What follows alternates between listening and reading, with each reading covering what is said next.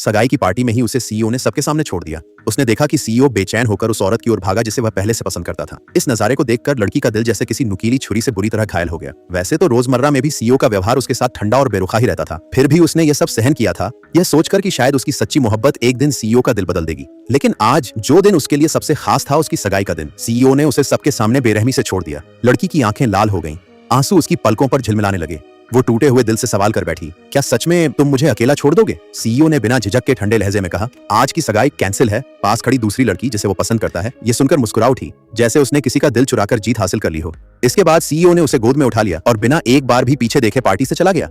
लड़की उनकी दूर जाती परछाइयों को देखती रही। उसका दिल अंदर ही अंदर टूटता रहा। उससे अब यह मानना पड़ा कि इस मोहब्बत की लड़ाई में हार उसी की हुई। फिर वो धीरे से जमीन पर बैठ गई और उस अंगूठी को उठाया जो उनकी मोहब्बत और वादे का प्रतीक थी। उसे देखते ही उसे 7 साल पहले की सारी तकलीफें याद आ गईं, जब वह अपने सौतेले पिता के जुल्मों में घिरी हुई थी। उसी अंधेरे समय में सीईओ उसकी जिंदगी में रोशनी बनकर आया, उसे बचाया और तब से वही लड़का उसकी पूरी दुनिया बन गया। उसने अपने पूरे 7 साल की जवानी उसे दे दी, पूरी सच्चाई और मोहब्बत के साथ। यहाँ तक कि उसने पेरिस की एक प्रतिष्ठित आर्ट यूनिवर्सिटी में जाने का मौका भी छोड़ दिया, सिर्फ इसलिए ताकि वो उसके साथ रह सके।